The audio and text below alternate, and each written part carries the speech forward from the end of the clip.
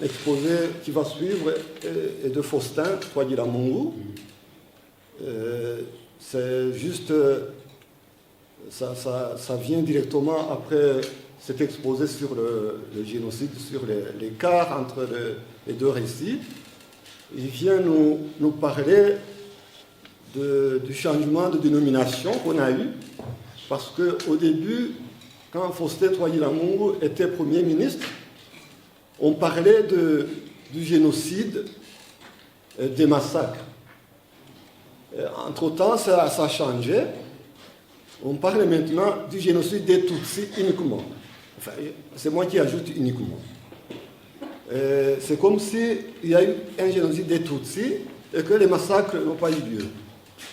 Faustin Twagiramungu va donc nous parler de ce problème. Je n'ai pas beaucoup à dire sur Faustin Twagiramungu, que vous connaissez. Il a fait des études d'économie et de sociologie. Il a été directeur de la STIR, c'est une société de transport international. Il a été président du parti MDR. J'ai lu dans le document dont je parlais tout à l'heure de la commission que c'était le MDR parmi tout, mais je pense qu'on avait changé de dénomination, c'était le MDR. Il a été Premier ministre du gouvernement qui a été mis en place directement après la victoire du FPR. Je vous ai donc invité Faustin Twagiramungu à se déplacer, à venir ici pour nous donner son exposé.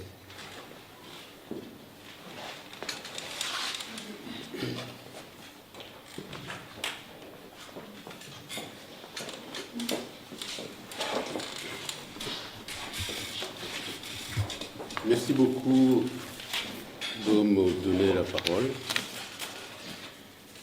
Comme vous le savez, je ne suis pas franchement un conférencier. Je dirais que je suis, comme certains le disaient, un meetingiste. Oui.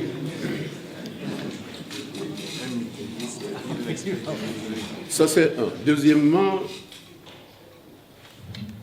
vous savez, Ngoma, c'était un ami à moi. C'est un ami à moi pour lequel j'ai beaucoup de respect. Et compte tenu de son comportement, et surtout dans les moments difficiles. Je le dis parce que nous avons vécu des moments difficiles avec le regretté cette Sendashonga et lui-même au conseil du gouvernement. Ce sont des personnalités que je ne peux pas oublier de toute façon, qui avaient le courage et qui prenaient des décisions qui souvent fâchaient,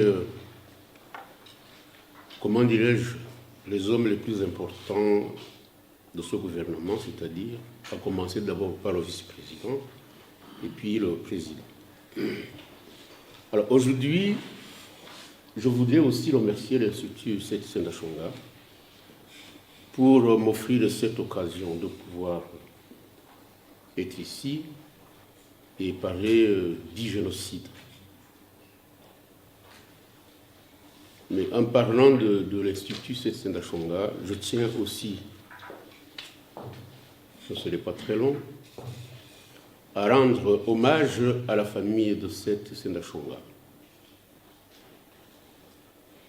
qui a encore, ces derniers jours, a connu une épreuve difficile dans leur famille, suite à la perte du fils et de Madame Seth Sendashonga, elle-même qui est ici. Donc, c'est avec beaucoup d'émotion que je le dis. Je ne suis pas ici pour vanter les mérites de Seth Sendashonga. Nous ne pouvons pas être aimés par tout le monde. Mais cet homme qui m'a parlé de sa jeunesse, à l'école secondaire et à l'université, et avec celle qui sera par après son épouse, C'est une histoire extraordinaire. Et surtout le combat politique. Ceux qui l'ont tué sont aujourd'hui au pouvoir, après l'avoir utilisé. Alors, ça c'est une autre question qui me tient toujours souvent à cœur. Donc, on me demande, le Doparé dit génocide, pourquoi ça a changé, dit génocide des Rwandais au génocide des Tutsis. Donc j'avais dit à mon ami Ngoma que le sujet ne doit pas être très long, en fait. Pourquoi? Parce que vous savez tout ce qui s'est passé. Je lui ai dit que je dirais ça en 5 minutes. Il m'a dit, oui, ben on vous connaît, on va vous donner 15 minutes. Alors j'aimerais franchement essayer de faire beaucoup d'efforts pour que je ne dépasse pas les 15 minutes. Et pour que je le fasse, je dois m'asseoir. Voilà. Le génocide, c'est un mot nouveau. C'est un mot nouveau qui a été créé, j'imagine, par, dit-on, un certain Raphaël Lemkin, qui était juriste américain, mais d'origine polonaise et de confession juive. Alors, après la Deuxième Guerre mondiale, en 1946, les Nations Unies ont préféré plutôt d'en faire, comment dirais-je, le génocide, de faire le leur, en fait. Parce que ce mot n'existait pas. Et ça vient du latin, paraît-il. Génère quoi, et puis sidéré, des histoires de ce genre. Alors l'ensemble fait génocide. Bon, c'est étrange que ces mots qui viennent de l'Occident viennent s'appliquer chez nous, où les gens ne comprennent même pas ce que c'est. Alors génocide veut dire quoi? Ce que vous prenez l'initiative d'éliminer un groupe social au sein d'une société ou d'une communauté. Cela s'est passé chez nous. Selon moi, ça ne s'est pas passé seulement avant que, plutôt après que ce mot soit inventé. Les génocides ont marqué l'histoire de notre pays. Apprenez l'histoire de notre pays. Je vais vous donner tout simplement des exemples. Le premier exemple, c'est l'extermination de la famille du roi Machila. Machila, c'était un roi qui avait comme pays le Ndiza, le Marangara, Nduga, et comment dit-on là, Ouganamukala. Il y avait placé ces gens, dont certains même ses frères. Et cet homme-là s'était combattu contre les Tutsis et il les a battus 2 fois. Mais par après, ils ont, comme d'habitude, essayé de changer et puis créer un climat d'amitié entre Mibambwe I et Machila. Machila, il a même donné sa fille qu'on appelle Isabra Machila ou Dachiri Lorani Longora. Je ne sais pas comment vous expliquer ça en français en tout cas. Mais bon, de toute façon, Mibambwe était très heureux de recevoir la fille de Machila. Et par après même, le roi a proposé, le roi Mibambwe a proposé à Machila qu'on lui donne aussi la femme, la fille de ce Mwamila. Il a accepté. Et pour vous dire la vérité, apprenez bien votre histoire et sachez que l'histoire qui vous a été racontée par l'abbé Alexis Kagame, je ne le critique pas, c'est une histoire de référence. Mais ça ne veut pas dire que cette histoire est tout à fait juste. Tu veux imiter l'histoire française à partir du siècle, je ne sais pas, 11e siècle, etc., etc. Vous lirez d'autres livres de Vancina et autres qui vous diront que les Tutsis ne sont pas arrivés au Rwanda avant le 16e siècle. Pas du tout. En plus, qui est Tutsi et qui ne l'est pas? Puisque les Tutsis appartiennent à 2 clans. Et ce sont eux-mêmes qui le disent. C'est le clan des Bega et le clan des Banyinya. Full stop. Le reste là, il ne m'appartient pas d'expliquer. qu'il y ait des Tutsis, comment dit-on là, Bahindro, c'est ce qu'on appelle Insu. Mais qu'il y ait des Tutsis qui s'appellent Bachambo, Bakono et d'autres là, il faut qu'ils essayent de nous convaincre. Qu'est-ce que je veux dire? Le racisme pivot existe au Rwanda, où certains sont des groupes qui sont associés aux Bantous et d'autres. Il faut essayer de comprendre ce que je veux dire. Se considèrent comme des blancs noirs. Les descendants de Noé. Et ceci, c'est compte tenu du christianisme et des anthropologues occidentaux qui nous disaient que, en fait, ces gens, s'ils n'étaient pas noirs, en tout cas, si même ils sont noirs, en tout cas, ils nous ressemblent. Vous comprenez que là, c'était une façon, comment dirais-je, d'intervenir dans notre société. Ça a changé complètement. Ça a changé complètement. Alors, dire que les Rwandais ont été divisés, dire que les Rwandais ont été violents et que la violence a été un instrument de prise de pouvoir jusqu'au génocide qui n'existait pas, conformément à la formule d'aujourd'hui, mais qui existait quand même. Parce que ce monsieur, le roi Machira, toute la famille a été décimée et tous ces territoires ont été récupérés, jusqu'à même à ce que ces Tutsis changent de capitale. À partir de ce qu'ils appellent Rwanda, Ugasaboka, Rwanda, je ne sais pas là. Et encore Mbirima et Matovu, tout a changé pour aller à Nyanza. Et cette histoire a continué jusqu'à ce que la colonisation vienne. Et la colonisation a confirmé que ces gens-là étaient extraordinaires. En commençant par le monseigneur Classe. Il dit non, non, non, ne donnez jamais le pouvoir au Bahutu. Il y a des gens intelligents là qui nous ressemblent mais qui sont noirs. Et de là, l'orgueil a continué. Alors, le pouvoir au Rwanda a été un pouvoir fondé sur des sociétés différentes. Et ce pouvoir a été acquis en commençant par la violence. Et cette violence continue. Ceux qui l'ont utilisé dans des siècles passés, ils continuent de l'utiliser.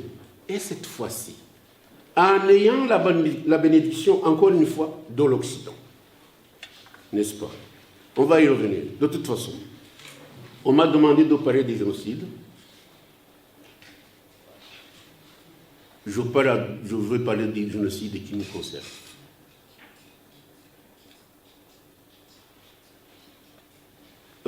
Ce génocide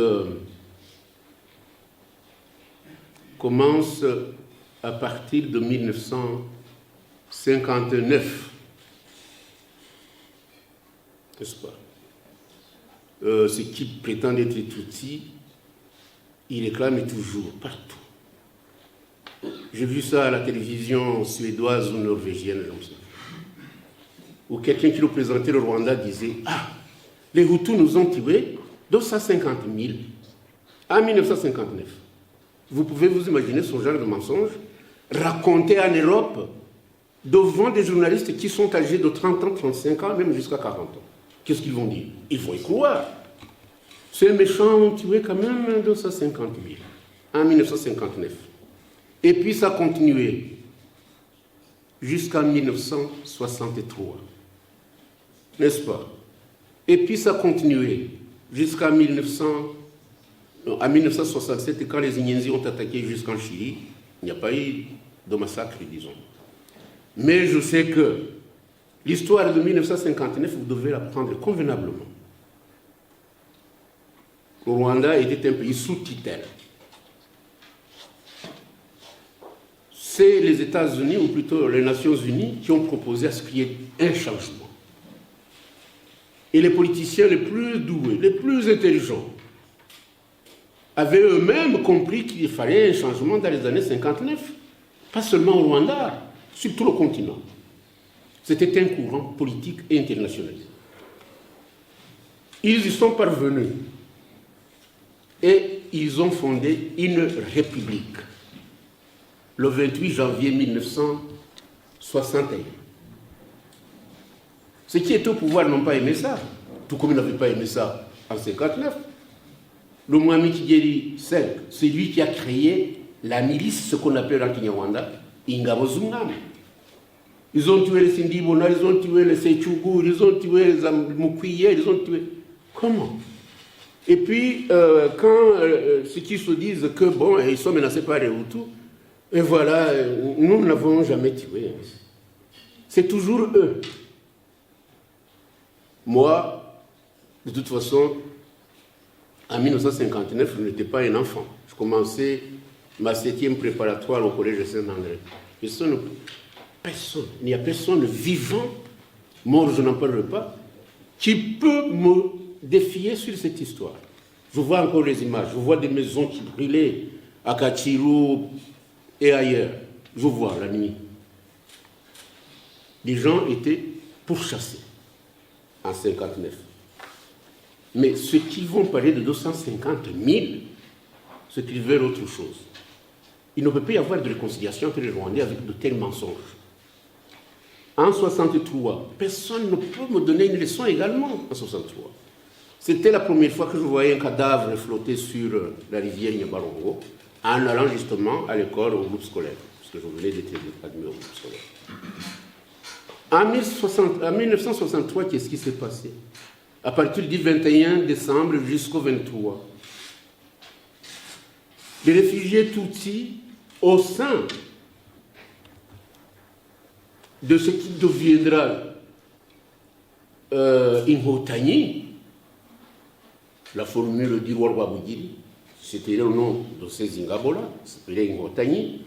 Les autres se sont appelés tout simplement Inyenzi, personne ne les a appelés Inyenzi. Alors quand ils veulent tromper l'Occident, c'est dire, ah mon Dieu, ils nous appellent des cancrera, il faut nous écraser avec des... C'est quoi? C'est quoi cette histoire de mensonge? Il faut qu'on nous écrase avec des pieds là. Et les gens y croient. Les méchants, ils veulent écraser les gens comme on écrase les cancrera. Alors, l'attaque d'Obugesera a coûté de toute façon plus de milliers de personnes. C'est quoi ça?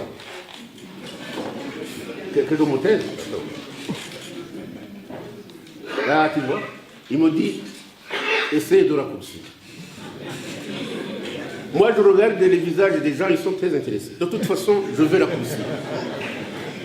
Je vais raccourcir. Non, je vais raccourcir. En 1963, le 21, quand les Inyenzi ont attaqué, j'étais à Kigali. Personne ne peut me tromper. S'il n'y avait pas eu quelques militaires belges, que je vois encore, la route était encore non macadamisée. Poussière en l'air, tout ça, avec les jeeps, ils ont sauvé les gens. Ils ont sauvé le régime aussi. Parce que quand Zenzé, j'imagine, le pont est à 12 km. Mais là, ces Inyenzi-là ont tué les gens. Et personne n'en parle. Ils ont tué des paysans pendant 3 jours.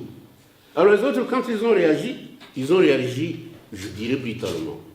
Parce que des amis à moi de Tchangou qui avaient été au marché du Choma, ils ont été tout simplement ligotés, conduits à Changoubou, ils ont été tués. N'est-ce pas? Au Bufundu, je sais que au Bufundu, il y avait beaucoup qui étaient préparés à redevenir des sous-chefs. Ces gens-là ont été attaqués, ils ont été tués et jetés même dans les rivières. Mais personne ne connaît le chiffre. Mais alors, quand on lit certaines personnes, presque 25 000 personnes ont été tuées. Il n'y en a pas eu 25 000, je pense. Si même moi j'ai vu un cadavre flotter sur la rivière Nyabarongo, c'est-à-dire qu'il y a eu une réaction terrible, je dois vous l'avouer. Terrible. Parce que chaque fois qu'on attaquait, les gens réagissaient. Et disez-moi, je vous dis, attaqué en 1963, à partir du 21 décembre 1963, nous avons accédé à l'indépendance, c'était le 1er juillet 1962. Imaginez-vous. Vous voyez, on met un régime en place, un régime républicain, et puis les gens viennent, s'organisent à partir du Burundi, ils viennent chasser le pouvoir qui est en place. Qu'est-ce que vous pensez? On laisse comme ça? Ça ne se fait pas comme ça. Ça, c'est le mot qui a été utilisé. Vous me dites de la poursuite, ce n'est pas possible. Le mot qui a été utilisé en 1963, c'était la première fois qu'on utilise le mot génocide. Et ce mot-là a été utilisé par un professeur qui s'appelle M. Viomé, il y a un autre prénom là. Le monsieur, je le connais parce que je l'ai vu au groupe scolaire lui donner des cours. Alors il a envoyé des messages. Il a envoyé des messages au journal Le Monde, il a envoyé des messages un peu partout. Il y a un génocide qui a été commis ici, les gens sont morts. Il a même parlé de Tchangougou, alors qu'il n'avait pas été là. Et il a donné sa démission à l'UNESCO qu'il avait envoyé. Il ne voulait pas donner des cours encore au groupe scolaire. Il est parti. Mais je sais qu'il y a des gens qui l'avaient conduit au Bufundu pour suivre ce qui s'était passé là, avec exagération. Je ne voudrais pas citer les noms parce qu'il y a un monsieur que je connais qui est à Kigali, il est du FPR, et je le connais au groupe scolaire. Alors, le journal Le Monde, je ne me souviens pas du numéro, en tout cas, ça doit être du 17 février ou avril 64. Alors là, il y a un grand article où monsieur a décrit comment les Hutus ont tué. Il n'a jamais parlé des Ignazi. Non, non, les Hutus ont tué à Tchangougou, là où il n'a pas été. Et les gens étaient organisés quand même. Il y a un philosophe, Bertrand Russell, qui était mathématicien et philosophe en même temps. À Londres, il a été le premier à faire cette conférence et dire qu'il y a eu un génocide au Rwanda. Ça, c'était le premier génocide. Mais là, qui n'a pas été reconnu. Alors, l'autre génocide, évidemment, je ne voudrais pas aller dans le détail. Comment le génocide de 90 ou de 94 a eu lieu. C'est quand même curieux. Vous étiez tous, non pas tous, il y a des plus jeunes. Le FPR a préparé ces massacres convenablement. D'abord, ceux qui nous ont attaqués n'étaient pas des réfugiés. C'était des Rwandais, ou plutôt des Ougandais d'origine rwandaise. Anciens réfugiés peut-être, le papa, ça va. Et qui étaient engagés dans l'armée de Museveni. L'erreur qui a été commise, c'est que nous n'avons jamais essayé d'ouvrir notre bec pour dire, écoutez, nous avons été attaqués par l'Ouganda. De 90, de 90, 1990, il y a eu des massacres dans la préfecture de Ruhengeri et dans la préfecture de Byumba. Vous n'aurez tout de même pas me dire, ou plutôt m'expliquer, comment il y a eu un flux de 1 million presque d'habitants à Nyakyongo. C'est parce qu'il y avait des massacres qui avaient été commis. Parce qu'il y a eu aussi des massacres qui ont été commis, même à Gisenyi. C'est quoi ça, les gens qui... On les appelle comment, les Rwandais là, qui étaient dans la forêt? Abago. N'est-ce pas? Il y a eu pas seulement de ce genre de massacres, mais des assassinats. Des politiciens. Personne n'en parle. Le FPR n'en parle. Donc, pour certains, FPR, écoutez, sinon vous connaissez des malheureux, quoi. Des malheureux qui sont toujours chassés, avec les méchants Hutus qui les ont tués en 59, en 63, jusque-là. Et pour cela, aujourd'hui, il faut les laisser au pouvoir. Parce que si les Hutus essayaient d'aller au pouvoir, écoutez, ça n'irait pas. Ils peuvent encore les tuer. Ce genre de discours, il faut le cesser. Donc, je disais qu'en 1963, le mot génocide a commencé à être utilisé. En 1994, vous le savez tous comment ça a été créé. Nous avons été au gouvernement, nous avons dit que il y a eu des massacres des Hutus, tout comme il y a eu des massacres des Tutsis, mais que spécialement les Tutsis étaient recherchés par les Interahamwe et sans doute d'autres personnalités qui étaient considérées, comment dirais-je, choisis par ceux qui étaient au pouvoir intérimaire. Les Tutsis ont été tués. Mais si vous voulez être Rwandais, soyez quand même juste. Un Rwandais doit être juste. On doit toujours essayer de dire, écoutez, nous avons été tués parce que nous ne ressemblions pas comme d'autres personnes. Moi, je suis Rwandais, n'est-ce pas? Rwandais frontalier avec le Congo, mais Rwandais quand même, n'est-ce pas? Alors, les gens qui habitent les régions de Butare, de Nyanza, là, et puis de Gitarama, etc., même jusqu'à Kigali et consorts, le Buganza et compagnie. Franchement, qu'est-ce qui peut me donner l'image des Hutus dans cette région? Franchement. Et je ne voudrais pas entrer dans l'histoire. Hein, des mélanges qu'il y a eu, les gens... Attendez. Ici, là, ici, en Belgique, hein, il y a des Allemands là...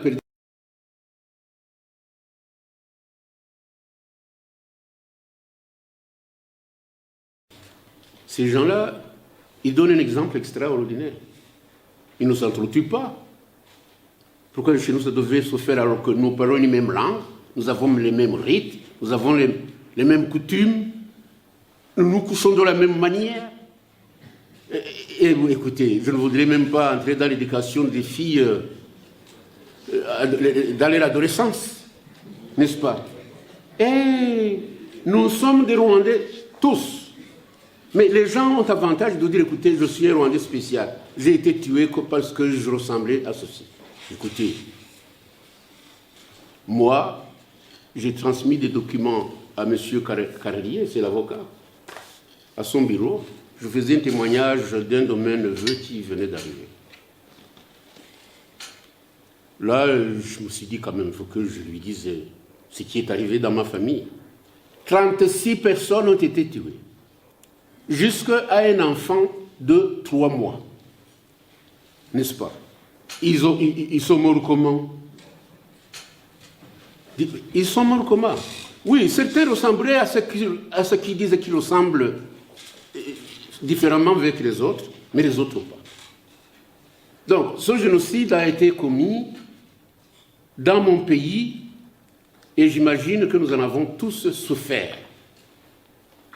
Et pour créer l'unité du peuple rwandais, je pense que ça ne peut pas se faire quand les gens se disent « nous sommes des êtres spéciaux, nous avons été agressés par les Hutus, ils nous ont massacrés, nous n'avons rien fait. » Mais les Tutsis ont tué, s'il faut utiliser ce genre d'expression. Kagame, vous n'allez tout de même pas me dire qu'il est Hutu. Mais dites-le, il faut le dire carrément. Ce monsieur-là a tué et il continue de tuer. Il a tué en Ouganda, dans le Luwero, comment est-ce qu'on appelle ça encore? Luwero Triangle. Il a tué. Il a tué au Rwanda. Il a tué au Congo. Il a tué 400 000 Rwandais au Congo. Il donne des statistiques, je les ai ici. 1 100 000 Tutsis ont été tués. Dans ces statistiques, les Tutsis recensés par USAID et ONAPO, en 91, ils étaient 591 000, je crois. Alors, vous prenez un chiffre de 591 000, vous le multipliez presque par 2. Et vous dites que, quand même, il faut quelque chose, il faut que absolument notre façon de raconter des histoires change. Et n'essayez pas de tromper l'opinion internationale en divisant le peuple rwandais. Nous sommes un peuple unique, nous devons le rester, mais ceux qui veulent continuer à voler le Congo, à écraser le peuple rwandais, ne doivent pas se servir de l'expression Tutsi spéciale, je pense, et que les autres sont des tueurs. Ça, nous ne l'acceptons pas. Et maintenant, voyons, pour ne pas continuer à raconter des histoires, ce qu'on me demande, c'est de dire comment ça a changé. Après avoir défini le génocide, au gouvernement qu'on prétendait être le gouvernement d'union, nous avons discuté du mot génocide. Et à l'unanimité, nous avons dit que le génocide s'appellerait en Kinyarwanda Itsemba Bwoko, Bwoko entre guillemets Tutsi, et Itsemba Tsemba, les massacres de Hutu. Et aux Nations Unies, on traduisait le génocide rwandais. Jusqu'en 2004. Et ils ont créé même une journée de commémoration. 2004. Curieusement, au mois de février, si j'ai bonne mémoire, 2018, il y a une ambassadrice, une dame là, qui a dit non, il faut absolument changer, parce que là, dans la commémoration, on parle du génocide rwandais, il faut absolument que ce soit Tutsi. Alors là, il y a les Africains qui étaient là et qui forment un groupe extraordinaire au sein de l'Assemblée nationale, plutôt l'Assemblée générale. Ils ont accepté, ils ont adopté à l'unanimité que ça change.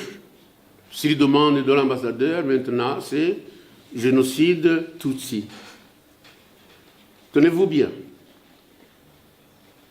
Le premier conseil de ce gouvernement a eu lieu, c'était mois de juillet, je ne me souviens pas la date, et ça a été confirmé. Ce génocide était rwandais jusqu'en février 2018. Ce changement s'est fait comment? Le changement se fait parce que les gens qui étaient là, dans ce gouvernement, ne sont plus là. Il y a des ministres importants que nous avons perdus. Je viens de vous citer le nom de Sétien Ndachonga. Il y a le ministre Nkourié Ngoma lui-même qui était là. Il y a moi-même. Et Bizimungu n'étant plus là, non plus. C'est pourquoi je cite son nom. Alors là, M. Kagame reste là seul. Il fait le commandement, tant militaire, politique et tout ce que vous voulez. Je voudrais que ça change. Il a des amis, il a des Clinton, il a des Power qui étaient là au Conseil de sécurité, Madame Power. Il a eu Madame Susan Rice à un moment donné. Donc il y a des manipulations. Le génocide rwandais devient génocide des Tutsis pour que les gens comprennent très bien que les Tutsis doivent rester au pouvoir. C'est tout. Alors là, pourquoi ce changement? Je ne voudrais pas être très long, je vais terminer. Ce changement d'appellation est un changement défensif, tout simplement. C'est pour dire, écoutez, ne touche pas à mon pote. Nous lâchons, ils vont nous étrangler. Et moi, franchement, vivre dans un pays où mes enfants, parce que mes enfants, je voudrais qu'ils soient rwandais, et je ne voudrais pas qu'ils soient qualifiés de Hutu tueurs. Et le seul remède pour moi, c'est de vivre comme des Rwandais, qu'il s'agisse de ces Tutsis et qu'il s'agisse de ces Hutus-là. Mais on voit qu'il y a une clique de militaires qui sont venus de l'Ouganda, qui veulent continuer à nous entraîner dans une sorte de monarchie républicaine, là, n'est-ce pas? Et ce qui sont les descendants de ces Abega, en tout cas, Kagame n'est pas un Tutsi ordinaire. Kagame, c'est un prince. Il y a ceux qui sont derrière lui qui ne savent même pas ce que le mot Tutsi signifie. Le mot Tutsi, ce n'est pas un mot qu'il faut lancer toujours comme ça, ou alors regardez votre nez tout droit et dire, écoutez, puisque mon nez est droit, je suis Tutsi. Tutsi, c'est autre chose. Kagame comprend ce que c'est un Tutsi. Et en effet, il le dit souvent. Il dit, they come from nowhere. They come from nowhere. They come from nowhere.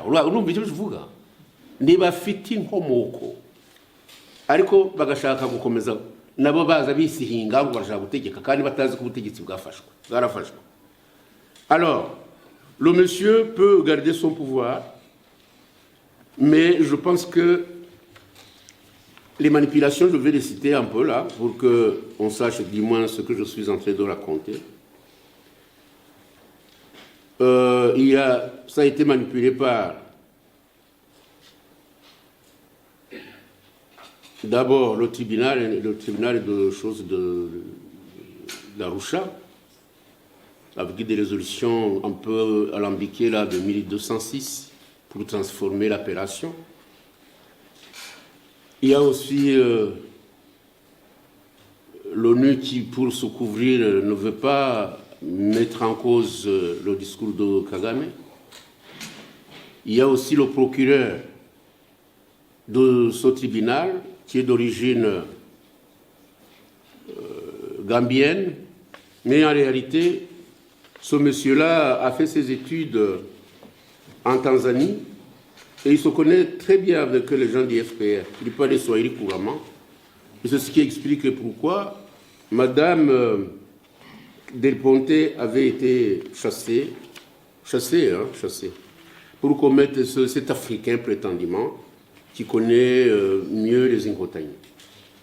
Alors tout ça, ça faisait partie des manipulations. Alors le tribunal international a clos ses travaux.